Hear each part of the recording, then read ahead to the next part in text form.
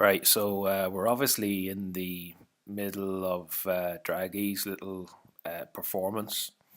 At the start, I haven't taken any trades here. At the start, we got this jump down, but to be honest, I wasn't quick enough, and the price was down here 147.20 before I even had a chance to even consider whether to take a trade or not. That's one of the things, quite closely around these news announcements. You can't really react quick enough to get in at a decent price.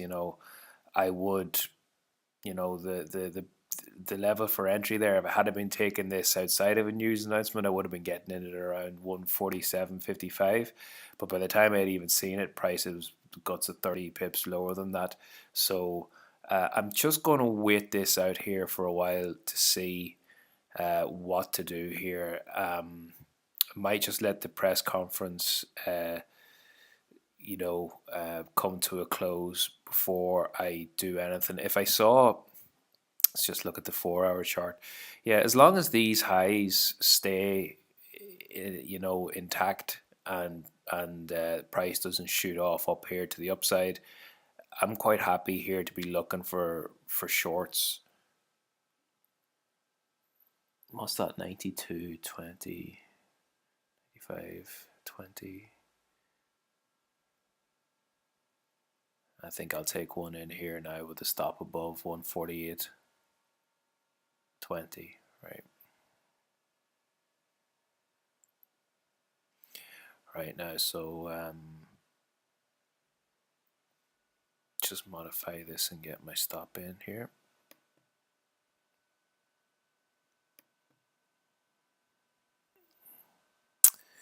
Put it in at 148. I'll put it in 148.30 just to take account of the spread and so on. So I don't want to see that.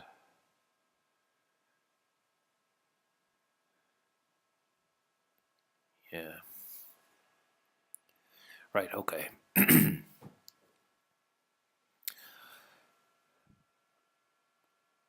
Right, so I haven't really been listening to Draghi. I got sick of listening to central bankers years ago, so I don't bother. Usually, the only thing that it's the same old rubbish over and over again. And when I started out, I did sort of pay attention to fundamentals and stuff, but I sort of started like after 2008, and it very, very quickly became apparent that there was an enormous disconnect. I wasn't aware of this at the start, but when I started trading, I sort of thought that there would be some correlation between markets and what was going on in the real world. And maybe at some point or another that was actually true. But increasingly over the past few years, I've seen very little evidence of that. And so, listening to fundamentals, it's very, very difficult not to allow them to color your judgment. And even if you keep telling yourself the market is not the economy, the market is not the economy, if you listen to the central banks and the talking heads on CNBC and stuff, it's very, very difficult to disassociate your excuse me, your view of the economy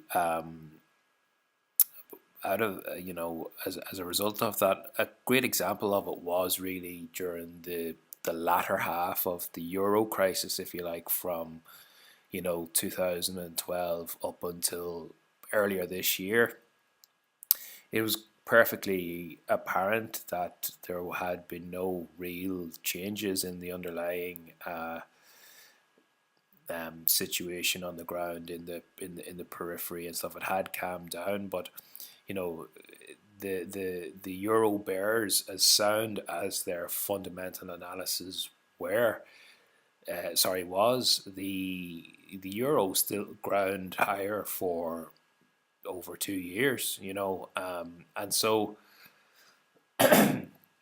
excuse me, if you listen to it, it just wore me down, and so I just tried to not pay attention to it anymore. Right, so as you can see here, as I was pontificating on there, this looks like it's beginning to work out to an extent. We're on the 30-minute chart here. You saw me take this up at just under 148, 147.99. Obviously, the ideal, I have a stop at 148.30, which you can see out there, just along here. And let's just keep an eye on this now till we see what happens. Obviously, the ideal would be that price, rolls over here, comes down through this trend line, and then moves on down to the downside. That would be the ideal, but it's difficult to know. He's probably got questions to answer or something. But as you can see here, these trend lines, they're not magic. They fail all the time, but I do find that they give a good reference point for entries. Particularly these tests to the underside, because they really do offer great risk reward opportunities. So I have a 30 pip stop there, and I don't know how low I'll target at this. I suppose the initial area would be maybe somewhere around these lows here, perhaps. Well, that low there first, which would be 140, nearly 147. So that's that's 100 pips. So down there, 200 pips, possibly 300 pips. We'll wait and see. But 30 pip risk, 300 pip reward is perfectly achievable, and that's a 10-to-1 risk reward ratio. You read an awful lot on trading websites and stuff. They tell people, shoot for positive risk reward, and I'm absolutely a big advocate of that. But I don't think, generally speaking, that the trading information that people get, I don't think it's ambitious enough in terms of risk reward. Generally, I think that if you're operating at 1 to 1.5, it's still tough. You still have to grind out a lot of winners. You still have to be right most of the time just to eke out a fairly negligible edge. And so, right, we just have to take a break here. We've seen we're beginning to move back higher here.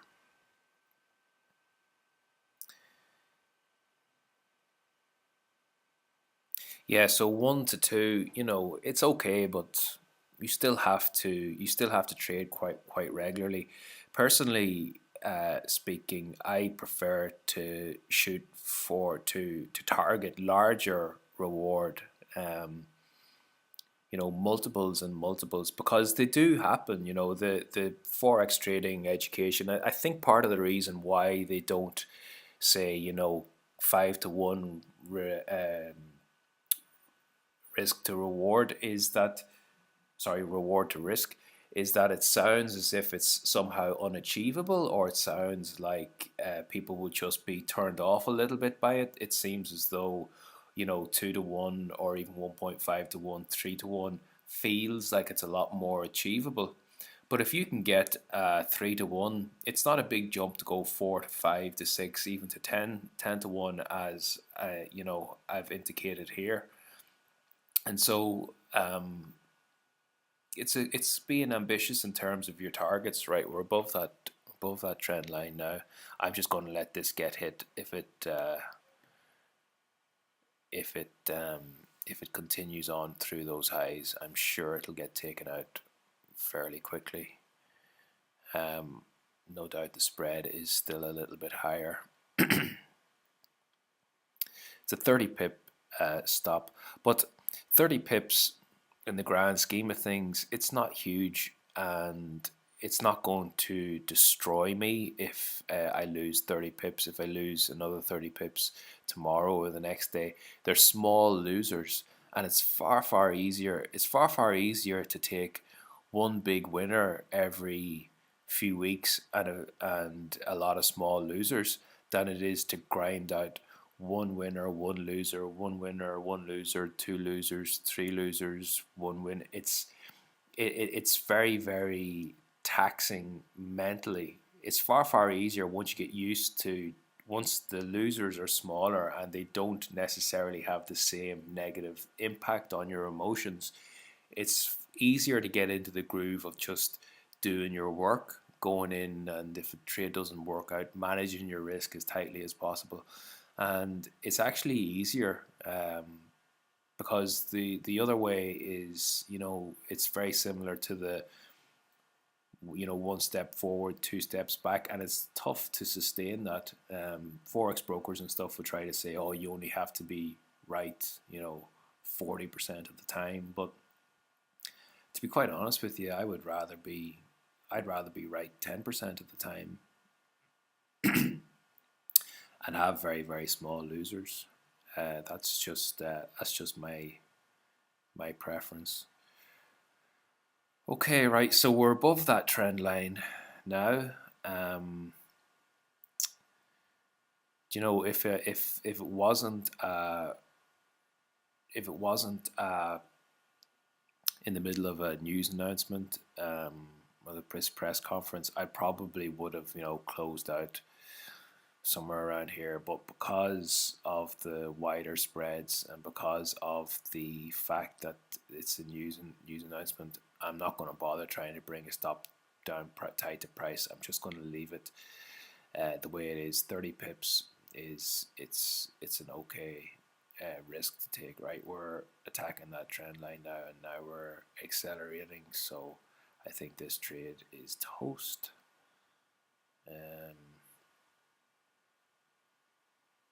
Yeah, I'd be surprised if that doesn't get nicked here at some point. But if it does, damage has been done to this setup now. As we said in the previous videos, we've outlined the scenarios that could develop, and we can't argue now at this stage that damage has not been done. The highs here and here have been taken out. The trend line has been taken out, and so that's us out now there at that stage. And so this chart now is it's broken. The bears have begun to throw in the towel to a certain extent. As you can see, they're sort of moving out of the way, and price is accelerating now up to the upside. So what would make me want to get into this again? It's hard to say, at this point. I think this trend line here is a definite no now at this point.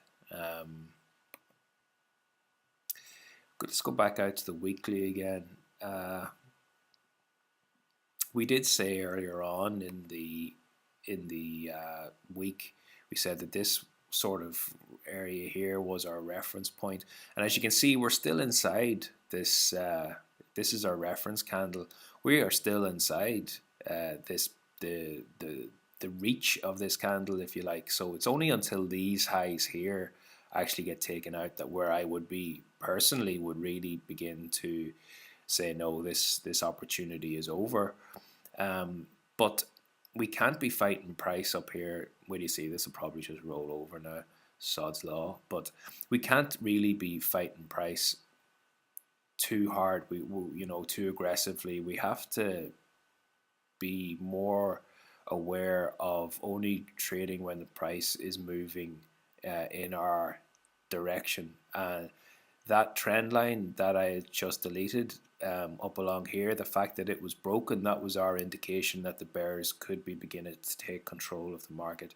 That has been broken now by Mario, and so we have to recognize that. But the all is not lost. That main weekly candle is still there. So there's still nothing to say that we shouldn't be still looking for trading opportunities. This low here that has been made now and price has bounced off it. It is now, it has some significance now, because price broke the original. If you remember, the original trend line came through. I'm not going to go back out, but it came through something like that. But this low here has propelled. It was actually something more like that. I think it came through that. But this low here has prices bounced off it and had this strong move to the upside. So now we have to be. I would like to, if I was drawing a trend line, to see if it couldn't be incorporated in some way.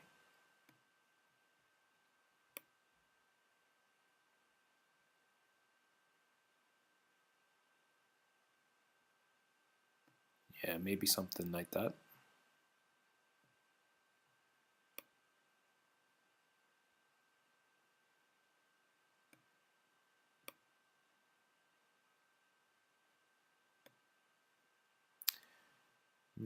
It's not the tidiest, but you see this bounce here, it didn't make to it there, made there. And we also see that it bounced off here, so I'll just get rid of this. So what are we doing here? We're protecting ourselves. These trend lines are protecting us from fighting the trend. What you'll sometimes see is you see some people seeing a move like it's just happened there, but yet they go out to this thing and they go, oh, this still could still roll over. And what they start to do is they start shorting now. That's fighting the trend. There's been no indication on the shorter term time frames that there's any indication that price is rolling over. And what happens here is that people start shorting here and right up to the highs here in hope that the market is going to turn around. We need to see a sign that the market is going to roll over. And the sign that we always use is a broken trend line. If you stick to that rule that you do not trade unless a trend line has broken, you'll never be blindly fighting the trend. And blindly fighting the trend is the main killer of Forex traders. If you can avoid doing that, you will avoid those big, massive, catastrophic losses that are the losses that really wipe people out. Rarely do Forex traders, certainly ones that I have come across, rarely will they get taken. Rarely will they blow up an account taking 10, 20, 30 pip losses. It's harder to blow up an account if you're losing 30% of your account in one go. That plays havoc with your emotions and with your psychological approach to the market, and that begins to really do damage. You begin to lose the run of yourself, and you start to make stupid trades. So don't fight the bears or the bulls in this case. Now that they have control of the market, wait until you see more evidence that the bears might be beginning to waken up. I'm going to go off here and actually find out what my VPS people are going to go away and find out what Draghi has actually said. For now, I think that is the end of it. If this trend line here breaks, it's difficult to see it happening before the end of the week. And who's to say it might not happen at all? If the bulls keep in control of this and they start to close in on these highs, and this candle closes out the week in a bullish fashion, we would need to see some form of a bearish candle here before I would consider getting back involved. But what we're looking for here is, let's remind ourselves of the potential upsides here. What we're looking for is there's a weekly long wick there and another long wick there. They're typically the sort of things that we will be looking for on a 3 candle preceding trend. And these large moves, they do happen. They take time and they take some patience to materialize, and they take a bit of discipline to avoid falling into the traps. But once you know what they are, it's easier to control. If you have found this little series of videos helpful, click like or subscribe, and if I get a few of those, a few bit of interest, I have no problem doing more of these if you find them useful. But if I just hear a load of crickets, I'll probably not bother taking the trouble. So if you like them, let me know, and if not, well, I'm sure it's worth doing one just as an experiment. And hope you got some use out of it. And go to the forum, www.earnforex.com. We've run a forum in there. You can answer questions.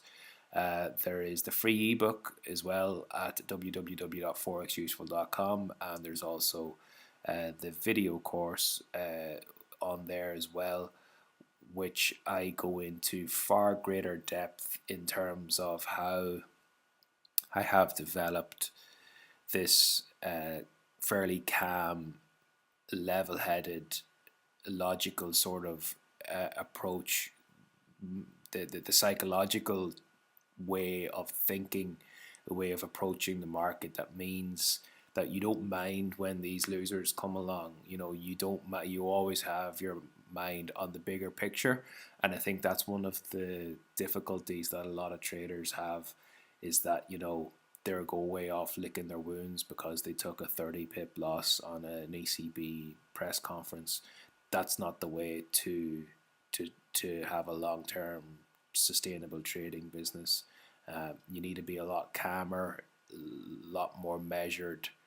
And in the video course, I also go through the price action and stuff like that. But in the video course, 4 out of the 5 sections are really based into why we think the way we do, why the crowd is wrong.